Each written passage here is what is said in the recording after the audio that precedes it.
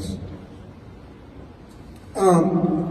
Firstly, I can't tell you, I remember I was standing next to Anthony in a seat right over there in 2010, and I watched Kobe run down the court with the happiest expression I've ever seen in my life after just beating the Boston Celtics and winning that championship in 2010. And we were hugging and jumping around and yelling.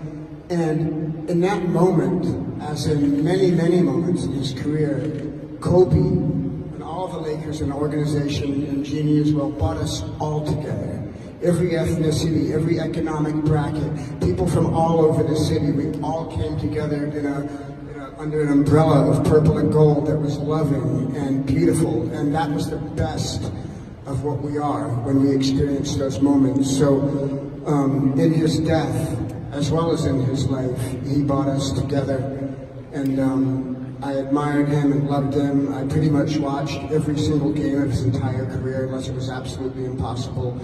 And night after night, he touched our hearts by working on a level that was emotional, spiritual, physical, at the highest level. And that kind of diligence and craftsmanship will be a part of like what I yearn for in evolving as a human being as long as I live.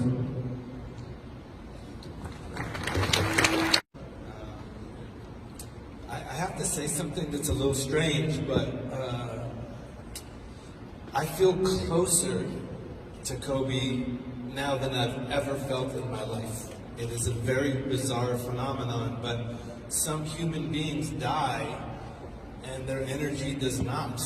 And the strength and the beauty and the magic that he gave the team, his family, the world, Los Angeles, us, all of you, just seems as strong, if not stronger than ever. It is a phenomenon, and I think about him every day now. I didn't used to think about him every day. You know, I admired the man and adored his ethic and his achievements and just him. But now I think about him every day in a good way. I miss him every day. He brings a tear to my eye. I think about what he did to accomplish that, and it really does make me want to work harder and be a more decent person, a better teammate to FLEA, a better father to my son. I recognize more than ever something that FLEA mentioned, that this brings us together. Like, this brings our city together. It brought the country together. Like, when does Boston or New York or any other of our rival like drop everything to honor the greatness of the Los Angeles Lakers? It's like nothing else mattered except we were all in this together.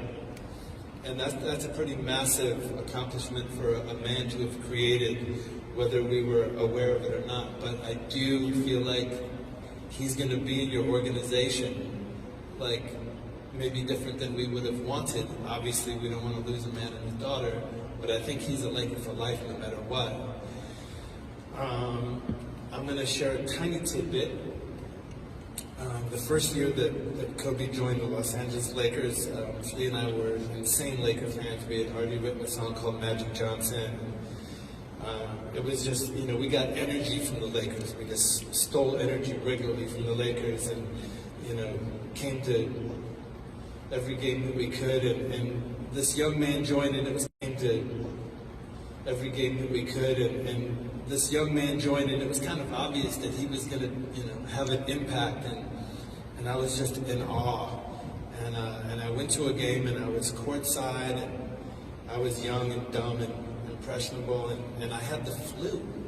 I had a real gnarly case of the flu, and I was kind of like hunkered to myself, and this young, beautiful 18-year-old boy comes running across the court to introduce himself, and that's Kobe, and I'm like, oh my God, I can't get this guy sick. Like, this is like towards the end of the season, he needs to play ball, and so I'm like, I can't shake your hand, I can't shake your hand. And I'm about to explain to him because I had the flu, and the coach calls him, and before I can explain why I can't shake your hand, he gets called away, and he looks at me like, it's so weird, you wouldn't shake my hand. But little did he know I was trying to save his season and not get him sick, and that it was out of love, and I never got to tell him. I had to live my entire life with him thinking, what's wrong with this guy? He won't shake my hand. But meanwhile, I'm just adoring him. just add, like, if you're not following FLEA on social media, you need to follow him, because what I really appreciate is you keep it real. Like, you're not just like, no matter what the Lakers do, they're the best. It's like, if things aren't going right, you say it, and that makes you a real fan, because you have to own like the good and the bad and the ups and the downs, and I appreciate that. So thank you. You know, I appreciate you not sugarcoating it when it was really bad. And You it know, was bad. because we were suffering. And we were feeling emotional pain as fans because we cared deeply. You know, and it was 6 years with no playoffs, and you know, even bickered about it. Oh, we bigger. We do bigger. And by the way, I'm even less sugarcoated. Good. Okay, then in follow bigger. Anthony as well on social media. I have no meaning. Hi. We lost in the first round in San Antonio, and it was very difficult. But you know, the hope was Kobe's going to get better, Dwight's going to come back, and did Dwight come back? No. He decided to leave us, even though we wanted him so bad to go to Houston. And there might be inner workings that only Jeannie knows that she might want to share, might not want to share. He had his path.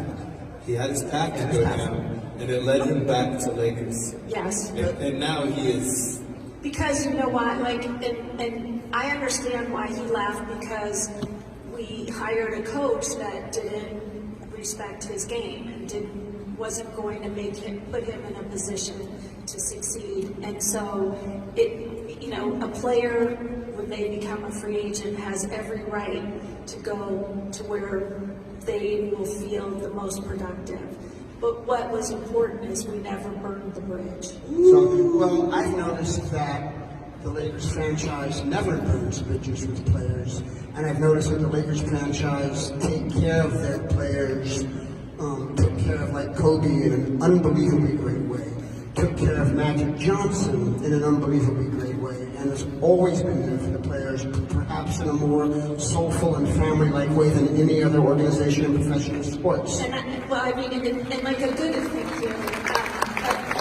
example is Shaquille O'Neal, because it became an economic reason that he was traded to Miami and went on to win a championship there. But when it came to going into the Hall of Fame, Shaq wanted to go in as a Laker. And when he had hurt feelings when he left, and he was competitive with Kobe, and he even talked about that at the memorial, that they, had their back and forth. But when it came down to it, in his heart, he was a Laker. And, we retired his jersey. He went into the Hall of Fame as a Laker. And, we kind of forget the other notes of his resume of the other teams that he was on, because his biggest success was here with the Lakers. By the way,